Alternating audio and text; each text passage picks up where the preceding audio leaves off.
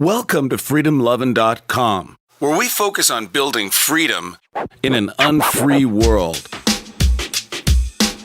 Through personal development, location independence, and passive income strategies.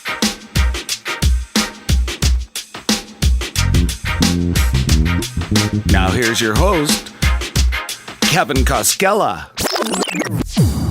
Welcome to Freedom Lovin'. This is Kevin, and this is episode number 17. And if you noticed, we had a new introduction there, and I wanted to find out what you think about that. I went through a few different versions of that with a couple people, and that was the one I landed on. So anyway, I'd love to hear what your thoughts are. If you want to go to freedomlovin.com and just give us a comment on this podcast, that would be awesome. And upcoming, I have an interview here with Erik Paquet of abroaders.com, and we're going to talk about travel hacking.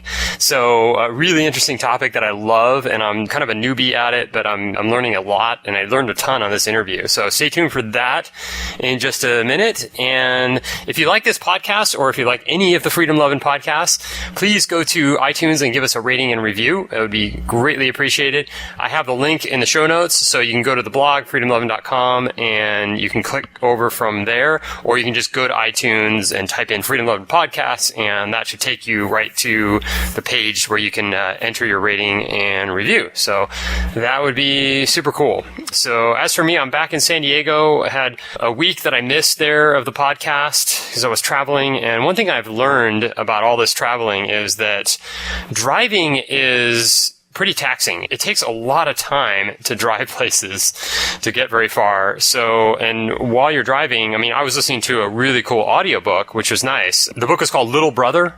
So if you want to look at that, it's about kind of this society. It's sort of based in the near future where there's a terrorist attack in San Francisco, and there's this group of people, this group of kids that kind of get together, and they're like hackers, and they kind of get together and figure some things out. It's a really deep topic and a really interesting take on like what would happen if there were another terrorist attack in the US. But it's interesting, and it has kind of a happy ending, and I really enjoyed it. But anyway, other than that, you're pretty much just on the road. There's no work getting done. Can't return emails. Can't return texts. So it's kind of like things start to slip. And then when you arrive somewhere, or at least this is what happens with me, I'm just kind of wiped out. So I'll drive like 8 to 10 hours, and I don't really like sitting for very long anyway. But especially driving, it takes its toll. And so I'd rather just eat and sleep. But then there's things to see and things to do. So it's hard to get it all done. So if you try to do everything using a lot of time. So anyway, that's what I've been doing. That's what I was doing last week. And I wrote a blog post on this. So if you want to see a couple pictures and see where I went, it was Colorado to San Diego. You can check that out at the blog. And then I got back and I had a conference. It was on SEO, a conference on Thursday and Friday. So it was like, I got back, I had like a day to chill out, and then I was moving boxes into my new place, and then I was off to a conference for a couple days here, which was actually really kind of fun. And it was at this place called Paradise Point, which is a really, really nice part of San Diego on the bay, kind of near where Mission Bay is and everything. So that was really enjoyable. But then I didn't really settle into my apartment until the weekend. So lots going on there.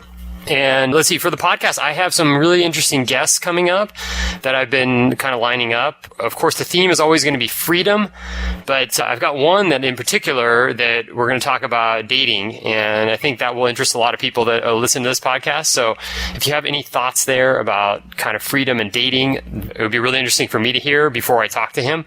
So, and I think you guys and maybe gals, I don't even know if there are any women listening to this podcast. I think there are maybe a handful, hopefully. So, but I think that'll be interesting for everybody to hear this one. But I've got a few other ones lined up that I think it will be nonstop entertainment. And I just wanted to touch on one thing about permanent travel, perpetual travel. I don't want to make it seem like I'm living this amazing life that's perfect and everything is awesome all the time, and bouncing around like this is just super easy and fun. It's all a choice. So obviously I want to travel. I want to see all these places, and I want to experience a wide variety of places in the world, not just spend, 10 10, 20, 30, 40 years in the same place. So I'm purposely doing this. I'm purposely traveling in different places and living here, living there, because I want to do it. But at the same time, it definitely has its downsides. I got back and I've been kind of rushed to kind of settle in. And I realized that I'm a minimalist, but I still have a lot of stuff, and I still have boxes and books and things like that I kind of lug around with me wherever I go. And so it's not as easy as it may seem. The good thing is getting apartments, finding places to stay temporarily seems to be a lot easier than I would have thought. That part, yeah, it hasn't been a problem. But what happens though is, like, I'm living in a really cool part of San Diego. It's downtown and it's a great location and I love it. But the apartment itself, it's like there's issues. There's things that I would have not picked if I would have picked out an apartment. Like the colors here, the walls are kind of dim and there's not much sunlight getting in. I mean, it's not a totally dark place, but you have to kind of crane your neck to see the sky because it's between, I'm looking out at another building. So I'd rather actually be able to see the sky. The person I'm renting from here has a dog. Well, she's gone, but there's a lot of dog hair around, and there's a lot of issues like that. So not a huge deal, but just some little things that are kind of annoying. And then just coming and going, like, it's been great the last few days to hang out with friends, catch up with people, and go to different events and things like that. But then I'm leaving here in about 5 weeks. So I'm going off to Bangkok in 5 weeks. And so, it's just kind of like bouncing in, bouncing out, and not getting super settled in here and then leaving again. It's kind of disruptive, but I think I'm figuring it out. And the good thing is it's a kind of a learning process. So now I know how to get an apartment I have a really good methodology of getting a temporary place that works for me. So, and then as far as just figuring out logistics, like I'm going to Asia for 2 to 3 weeks, coming back, and I don't know exactly where I'm going to live. So it's kind of like all this unknown, and that takes a little getting used to. So I'm going to be back in San Diego on, I think, around November 10th or 11th or 12th, and then I'll be here probably till Christmas, somewhere around there, and then I'm off again. I want to go down to South America, probably start in Mexico and see how that goes. So that's it. The ways to do this are in this interview coming up. So without further ado, here is my interview with Erik Paquet, and go out there and build some freedom, and we'll talk to you soon. Cool. Well, I'm really stoked to have Erik Paquet on the show today. And I know Erik from the Dynamite Circle forums, and he is an expert in travel hacking. Hey, Erik, welcome to Freedom 11. Hey, thanks a lot, Kevin. Great to be here. Oh, absolutely. So can you tell me a little bit about your background and how you got started in traveling and then later on travel hacking? Yeah, sure. So I actually kind of got started with international travel when I was in college. I had a couple of really cool opportunities. Did a volunteer project in Ecuador and then followed that up with a study abroad in Santiago, Chile, and just kind of fell in love, just really wanted to try and see the rest of the world. And so towards the end of college, I found out about travel hacking. And, when I did that study abroad trip, it probably cost me close to $1,400 round trip, kind of the same deal with Ecuador. And so I realized, right away that the biggest obstacle that could prevent me from being able to travel as much as I wanted was going to be the cost of getting to the destination, especially because there's so many cool travel destinations that are really cheap, both in South America and in Asia. Once you get there, it's not so expensive. So by the end of college, I really started trying to research how I could use travel hacking and, started to become aware of other people that it seemed like were getting away with just highway robbery. Chris Gillibo comes to mind. I know that you mentioned that to me before the call here. And so, that was kind of where it got started. And I went from there, just kind of chipping away, trying to build up as much knowledge as I could about how to get flights for really cheap. Yeah. And so by travel hacking, what we mean is basically shortcuts to traveling and being able to go places that it doesn't appear on the surface that you could afford, right? Yeah. I think that, the way that I think about it, the travel hacker kind of has two main goals. One is to accumulate as many points as possible and then redeem those points for maximum value. So, just use that to book travel to where you want. And really, the more flexibility you can have in terms of where and when you travel, the more major opportunities there are for just really cheap flights to get to places, spending anywhere from $5 to $100 to take international trips. Yeah, it's so awesome. And it's funny, is like, I've noticed that so many people I know don't even have a credit card that's giving them airline points. Like they're using just a standard bank card. And then when I tell them like that I'm hopping on a plane to go to Bangkok and go to Thailand for a couple of weeks, they're like, oh, how can you afford that? You must be doing really well and all this stuff. And it's like, no, I just put all my expenses on credit cards that earn me points. Yeah, exactly. Do you have a strategy now with going for specific cards and doing it a certain way that gets you the most points? Sure. So, I think kind of a scenario, it depends a little bit on your credit, which, I think we can talk about credit score and how that's made up a little bit later here.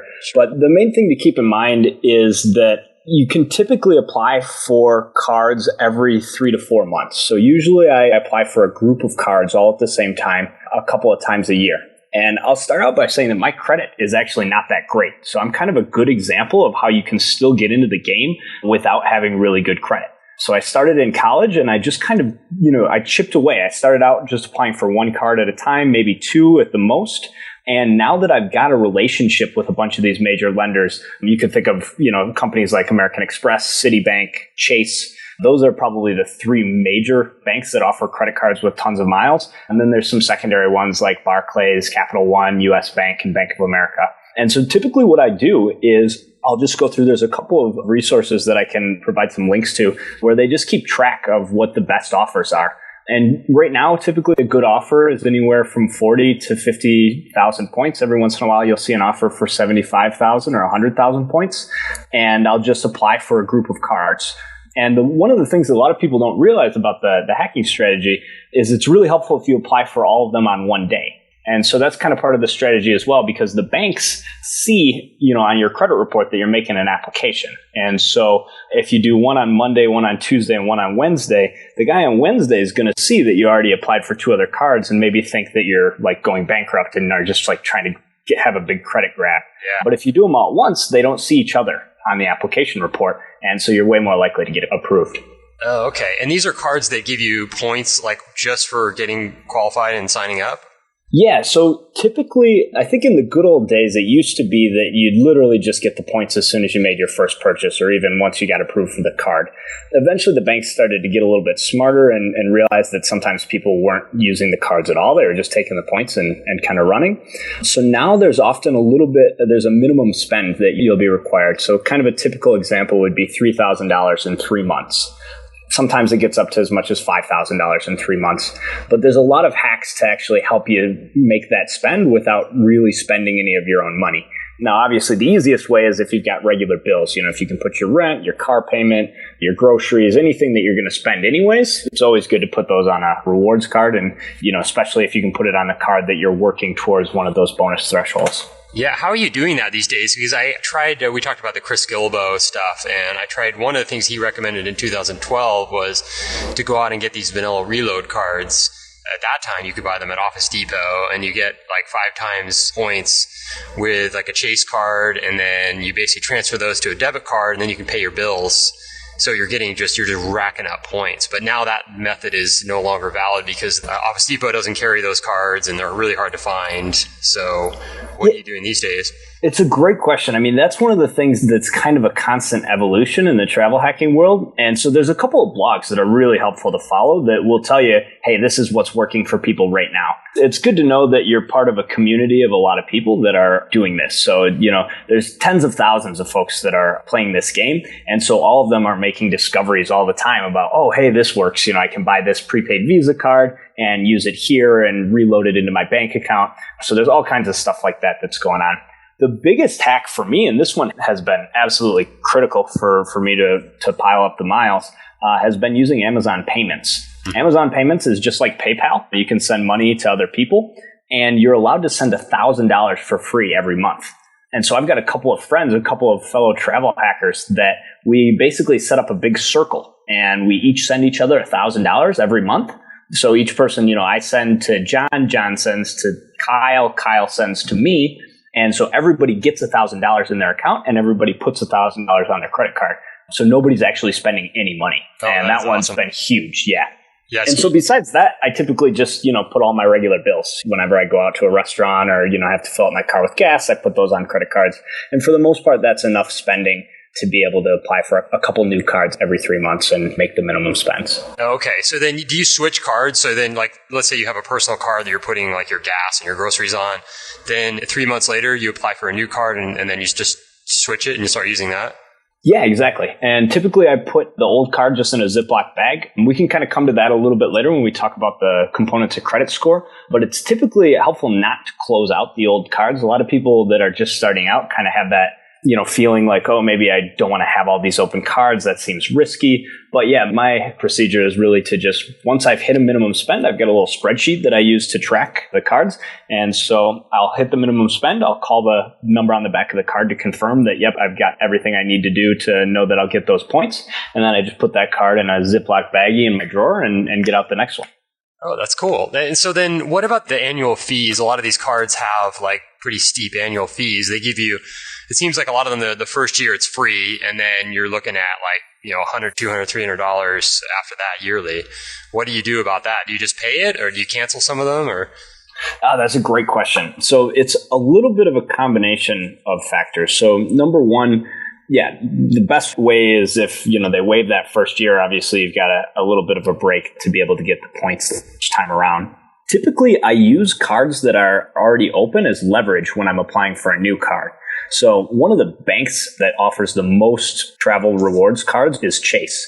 And they have a really good reconsideration team, which basically means that if you don't get approved for the card online, you fill out the application on the website, a lot of times it'll tell you that their decision is pending and that they're not sure whether they can give you the new card.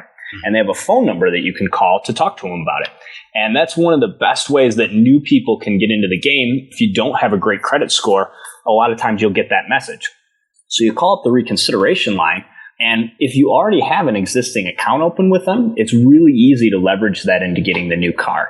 And so that's one of the reasons I hardly ever close cards until I've done the next round of applications, is I'll call Chase up. I know I've already earned the points on, let's say, my British Airways card from Chase, but I want the new Chase Sapphire card that's going to offer me 40,000 points. So I call them up and they say, well, we're not really willing to extend you any more credit. You've already got a $5,000 credit line on your British Airways card. And I can say, oh, that's okay. Maybe we can transfer that credit line over to the new card because I'm not really using the British Airways card anymore anyways. And they often will do that. So it gives you a ton of leverage. The other thing that you can do about annual fees is just call and ask them to waive it. You often have to use the word cancel. You tell them, hey, look, I'm just not really using this card anymore. Mention a competitor like American Express or something like that and say, I think I'd just like to cancel this account. The annual fee just doesn't seem worth it to pay. And a lot of times they'll either waive it or they'll give you, they'll meet you in the middle. They'll take your $95 fee and they'll give you a $60 statement credit or something to keep you on. So those are some good ways to deal with it. Wow. Yeah, I hadn't even thought of that. That's awesome. So I guess then that kind of leads to the discussion about credit score, because I know that I used to do real estate investing a while back, and I researched a lot of the credit score stuff, and a lot of it was you want to have credit cards open. The more you can open, the higher your score goes. And then as soon as you cancel a card, your score takes a hit. Is that pretty accurate, or? Well, so it's definitely accurate. There's a little bit more nuance to it, but the main thing to keep in mind, if you're going to remember one thing, the most important things you can do for a high credit score are to pay your bills on time and to not use all of your available credit. So those are just like the two major things. If you don't take anything else away, that's what you need to do. The full breakdown, so there's a company called FICO that determines your credit score, and they publish the actual formula is secret. It's proprietary, but they do publish some kind of general information. So 35% of your score approximately is about whether you make your payments on time. Okay. The next 30% is about your utilization of credit.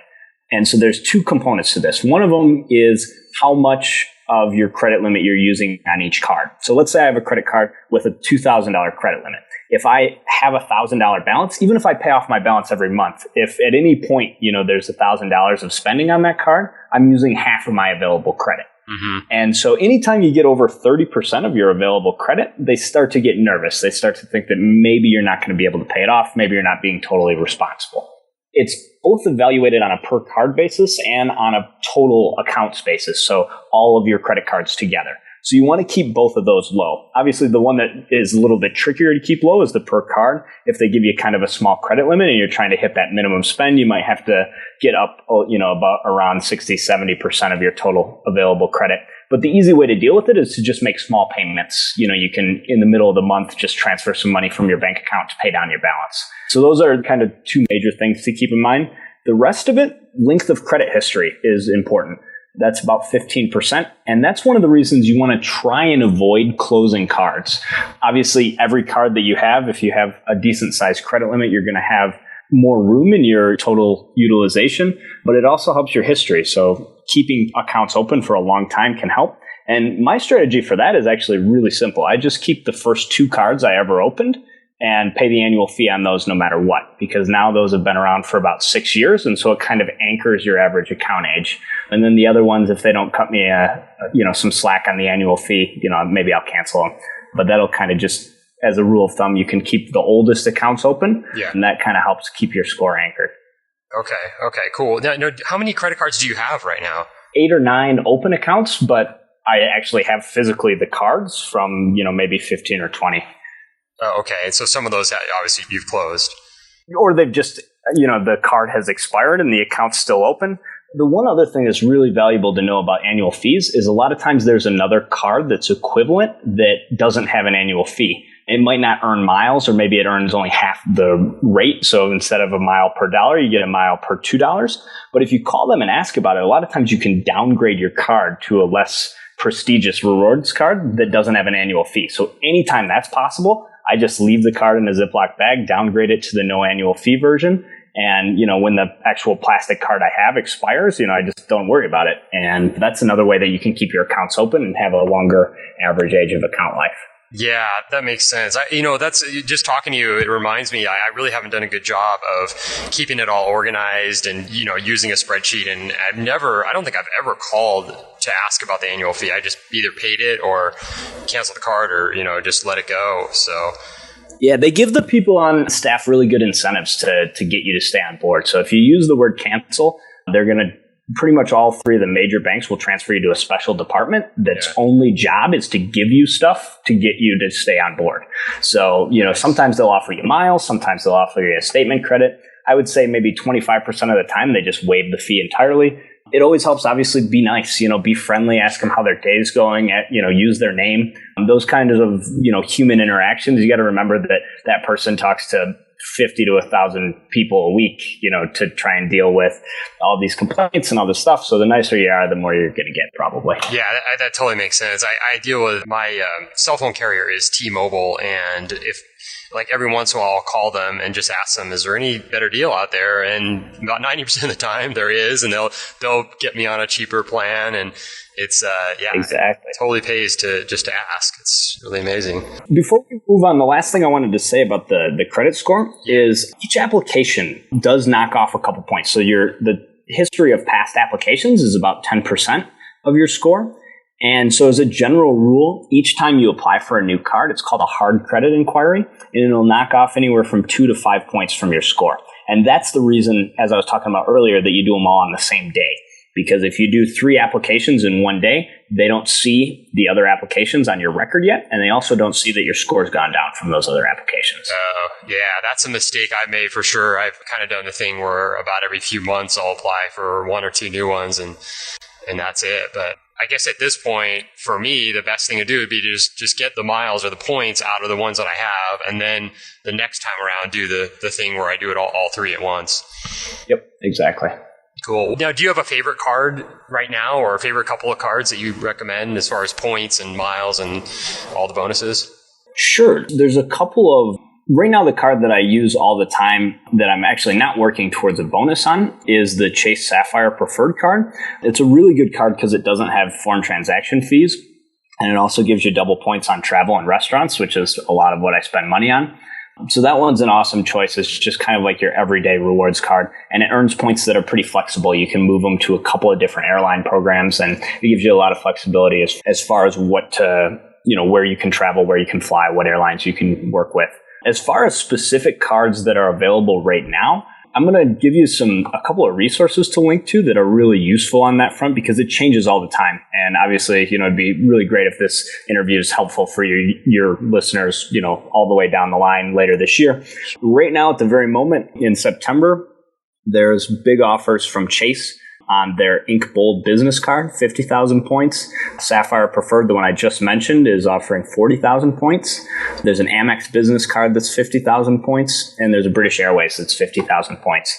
So all of those are really, really good options. And, the one thing you just got to keep in mind is just making sure you can get to that minimum spend. So all the cards I offered have spend anywhere from 2,000 in 90 days to 5,000 in 90 days. So you just got to make sure when you add it all up, you've got enough capacity to spend that money without overextending yourself. Because the thing to remember is if you apply for a card and you don't get enough money spent on it in time to get the bonus, it's a lost cause. You're not going to ever get that big bonus points, and you're not going to be able to turn it into travel. So you got to make sure you don't bite off more than you can chew. Yeah, that's a good point for sure. Do you have a strategy when it comes to, because what I've done in the past is I've strictly gone for airline points. I haven't even messed with the hotels at all. And then I come when I spend all my points and they're gone, and I don't have anything for hotels. So when I'm traveling, I'm just paying full price. Do you have any kind of strategy there that you use, or is it just mainly the cards that you're looking at? So, I think especially for people starting out, airlines are really the best place to focus. And the reason being that there's a lot more ways to hack cheap accommodation without using points. Yeah. So there's things like couch surfing, there's things like budget hostels in lots of places around the world. Airbnb can be a really good way to go. And there's lots of smaller, more local sites like Craigslist or, different variations of Airbnb that are out there that can help you get a place. Or, if you travel a lot, you'll probably start to make a bunch of friends and, have people that have a couch for you to sleep on. Yeah. So for me, that's always been a secondary consideration. I definitely have used some hotel points here and there. If I'm in an expensive city and, I know I'm going to be in New York for just one night, it can be great to use some points if you can find a good deal. But I typically, I focus my credit card applications on the airline stuff. Another thing to be said is if you have really good credit and, potentially some extra resources or just have, kind of high monthly spending, then it maybe makes a lot more sense for you to look at the hotel points as well, because instead of applying for 1 or 2 cards at a time, you're maybe applying for 4 or 5. And once you start really getting into travel hacking, there's only a limited number of cards you can apply for. There's not an unlimited set of those big bonuses. So after you kind of use some of the good airline offers, then the hotel ones start to look a little more attractive. Yeah, that totally makes sense. You were talking before when we exchanged a couple emails about travel hacking that a lot of people will use their points not in an unwise way. Like they'll use a whole bunch of points just to take a local flight within the US or something. Yeah. Yeah. How do you see, what should people do? You start accumulating all these points, and how should you spend them? Yeah. So one of the major things to keep in mind is that the whole reason that this travel hacking thing is possible is that lots of people do a really bad job at managing it. And so the banks and the airlines are making a ton of money on these frequent flyer loyalty programs. And so the real key is that you need to kind of be patient and spend a little bit of time, invest a little bit of time in doing the research to kind of figure out where you want to go. Obviously, the more flexible you can be with your travel, the better. Because there's basically a couple of main areas where you can get hung up. One of them is that airlines usually offer a couple of different award levels. So I'm going to use American Airlines for an example because I use them a lot. They've got a really good program and the rules are really friendly for travel hackers. So they have what's called Super Saver Awards that are typically half price for the regular award travel. Right. And so if you happen to be traveling on a date where there's a seat available with a Saver Award, you're going to pay 20,000 points for a one-way flight to South America. So that's actually what I'm doing right after Christmas. I'm flying to Sao Paulo, Brazil to go meet up with some friends. And my flight is 20,000 miles one way from Detroit straight to Sao Paulo. And if I were going on the 29th instead of the 28th, it would have cost me 50,000 points. Yeah. So it's more than double. And, so that difference is huge. And if you can make sure that you look around and really check to make sure you're paying the cheapest price possible for that particular city pair, that's a big deal. The other thing that you can do is maybe the flight from Detroit to Rio de Janeiro I think that one's about 30,000 points. And they're only 6 hours apart by bus. So, if I really want to go to Rio, I can just go to Sao Paulo and then take a bus for a few hours to get there. Yeah. Those are some of the ways that you can really save The other thing is, keep it international for the most part. Travel hacking points, the best deals tend to be on international flights.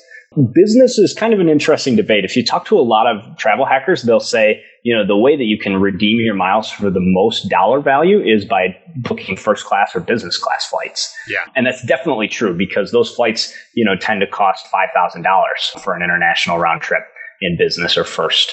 It's really a matter of how much you want to travel and how many points you have.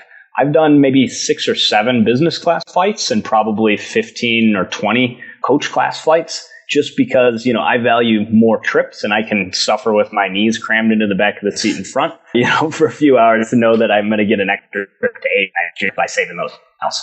So, those are the kind of areas to think. But, definitely if you're just doing the math and figuring out how many dollars per point you're saving, business and first class is by far the way to maximize the value of your points. Yeah, I've noticed that too. Even those Asia flights, it seems like you're getting a way better deal by flying business class. I mean, you have to spend more points, but the value you're getting, it's pretty amazing. And for a guy like me, I have long legs, so it can definitely pay off to get that business class for sure. As far as your trips go, where have you gone? I mean, I know you're big on Brazil and you've spent some time down there. What kinds of trips have you done? Yeah, so that's actually a really good segue. One of the other things that is a key point in terms of how to maximize your value is taking a look at the airline program's rules. And so the trip that I'm taking, we're going to see each other in Bangkok coming up here. Yeah. And my business partner, AJ, and I are going to be stopping in Europe. We're going to stop in Munich for Oktoberfest on the way to Bangkok. Oh, and that's awesome. Actually didn't cost us anything extra, not a penny extra, not a single mile extra to do it. Wow. And it's just the way that United's frequent flyer rules are set up. And so essentially, it's really funny. It's actually more expensive for the two of us to just do a round trip from Detroit to Munich and back to Detroit than it was for us to do the itinerary that we set up. So what we're actually going to do is we're going to go to Munich. We're going to stop for 2.5 weeks. And we're going to travel all over in Germany and Prague. We're heading to Prague in the Czech Republic. So we're going to do, some travel by bus or train or whatever once we get to Munich. We fly onward to Bangkok. And that's what's called a stopover. It's one of 2 major things that you can do that maximize the value of your trip. And so a lot of airlines have stopover rules where you can just stop for usually up to 180 days or up to a full year. You can stop in one place and then continue your itinerary on. The second one that adds... Let me ask a question on that. Yeah, is that something where you have to get on the phone and talk to them and basically work with an agent over the phone? Or can you do all that online?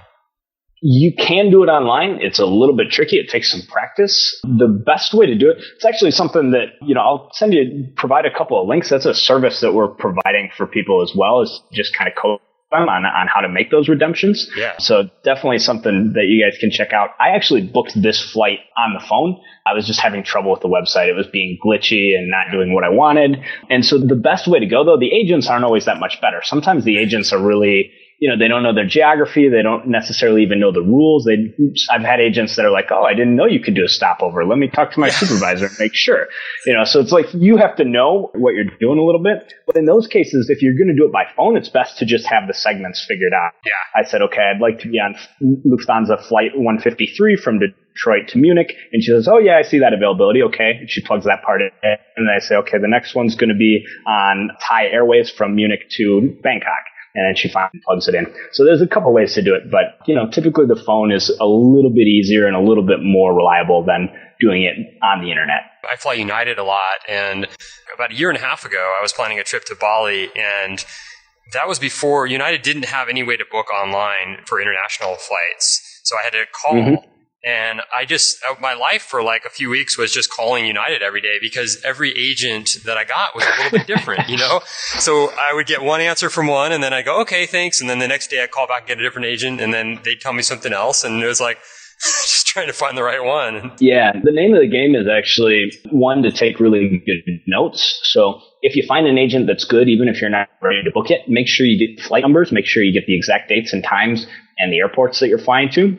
Because that availability will be something that you can have even an agent that's really bad pull if you already have all the information. So, take good notes and then don't be afraid to hang up and call back. If somebody tells you something you don't want to hear, try somebody else, because there's hundreds of agents at the call center, and eventually you're going to get a good one. It can be frustrating, but there's also booking services. You have a booking service, and there's also a couple other really good ones out online that once you've got the points, if you don't want to mess with the hassle or you're really busy, you can have somebody else book your international flight for, a couple $100, usually $150 or $200. Somebody can book it for you.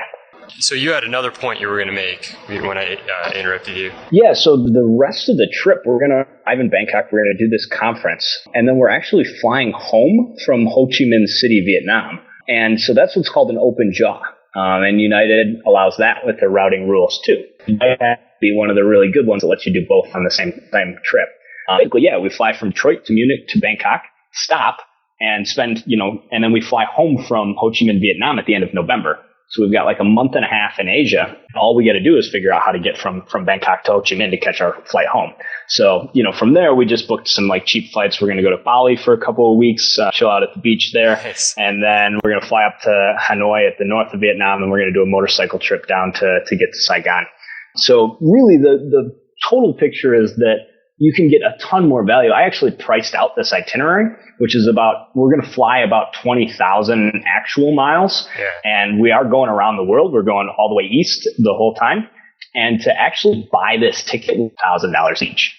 And we paid $137 and 65,000 United miles. Wait, I'm sorry. You cut out with the dollar amount. How much was it? It was about $6,000, $7,000. It was about $6,800, I think. Yeah, that's awesome. So is that now? That was 65,000 miles. Is that considered all like one flight? Is that how they do it, or is it still two flights? That's the beauty of United's rules, and that's one of the areas where you got to do a little bit of research online. So United prices their award ticket as basically point A to point B, and it doesn't matter how many individual flights are there. So the way United sees it is North America to Asia with a stopover in Europe. Yeah. And so for them, they price their awards at, a certain number of miles, in this case, 65,000 for that. Yeah. There are other airlines that price them per flight. A great example of that is British Airways. I mean, you might think, that's not as good, but British Airways has these huge opportunities as well. British Airways has a chart that's distance-based. And so they just price their points as far as how far apart any two cities are on your trip. And so for British Airways, the way you can use those miles is from Detroit to New York City, which sometimes over a weekend could cost $300 and $400. You can get that flight for less than 5,000 miles. So you can do like one-way segments for 4,500 miles on British Airways, as long as they're really short. The cities are close enough together. So that's kind of where it gets interesting and really fun to learn about the programs. And that's what we're building at Abroaders, is basically a resource that's just got as much information as we can gather on every program, and is going to kind of break down for you which programs are best to get to what places, or what the best deals are using each type of points. So that once you've done all that effort to be a travel hacker, you know how to maximize the output.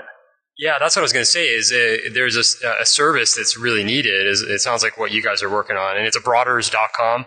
Yep, exactly. Yeah. I mean, it's like all this it sounds great, and there's some stuff that you definitely can do just right now. Like from the information you've given on this interview, there's a lot that people can do. But then I'm starting to think of like managing all this, and then finding all the right deals, and making sure that, like stuff like that trip that you're doing coming up, that would be tough to do without the resource. And then also just being able to decide like which airline to fly and which credit card to use and things like that. I think that's a definitely needed resource out there. Yeah, there's the biggest thing to keep in mind is it is just start today. When I started, I didn't have any dream that I would be flying a round the world trip, and stopping in like 6 different countries. It never even occurred to me. But travel hacking, like international travel for most people, is scary when you start out. You don't know what you're doing, and you're going to be out of your comfort zone. But, as far as I'm concerned, that's one of the things that can make you a better person. And so, the big tip out of this is to start. Do something, take an action, get one credit card, see how it goes. And, that's definitely where we come into play. We've basically got 2 services. One of them is a hand-holding service where you say, I want to go to Brazil, and I say, okay, this is the card you should apply for to get to Brazil. Or you say, hey, I want to go to Japan. And I say, okay, apply for this card. Those points will get you to Japan. And then the second one is the booking service where you say, hey, I got my points. I, applied for the card you told me. Now I want to actually go to Brazil. I'm hoping to leave in December. And I say, okay, great. We're going to get you the flight in December. So those are two things we can link over. And also I've got a ton of resources for how I learned travel hacking. There's like 3 blogs that I follow religiously, and I learned almost everything I know about it from them. So if you want to do it yourself, if you're kind of an independent type and you don't necessarily want to opt into one of the services, that's awesome. I think that, knowledge is power. So the more you can educate yourself, the better off you're going to be. So I can give you some of those links to a couple of blogs that helped me learn everything I know about travel hacking. Oh, that'd be awesome. And yeah, I'll put everything in the show notes. So people can just go to FL017.com and check out this show, and they can access all that. So yeah, cool. Any other tips and tricks that we should know about before we sign off here? I think that's it. Like I said, don't be afraid to get started. It's very hard to screw this up. There's so much upside and really little downside. I've definitely messed up. I've had at least one card that I missed the minimum spend to get the points and, missed out on, I think, 50,000 points one time. There's little things that are definitely going to go wrong, but the big picture is once you start this habit of becoming a travel hacker, you're opening up a world of travel and just a huge amount of opportunity for yourself. So definitely encourage your listeners to just check it out, step out of your comfort zone a little bit, spend a little time kind of dreamlining, thinking about the places in the world you might want to go, and then take some action today to make it happen, because it definitely changed my life. And everybody else I know that's doing this couldn't imagine a life where they didn't have this knowledge on their side. So it's definitely addictive and really a cool way to change your worldview. Yeah, absolutely. And everyone around you will wonder, how you struck it rich. Exactly. It's like you're flying all these great places, and yeah, it's all on points. And it's funny that so many people don't even know about this. So they don't even, it's not even a consideration. It's like, no, you need thousands of dollars to travel overseas, and that's it. But stuff like this is just awesome. Yep. So cool. Well, again, it's Erik Paquet, and his website is abroaders.com, and I'll have that link also in the show notes. And Erik, thanks so much. That was awesome. Really great talking to you. And yeah, good luck with your trip. I'm sure it's going to be a blast. Thanks, man. Yeah, I can't wait to see you in person in Bangkok. Looking forward to that. Thanks very much for having me on, Kevin. Absolutely. Thanks for listening to another episode of the Freedom Lovin' Podcast. To break free today, head on over to FL017.com and download our free guide. 7 practical tips to living free in an unfree world.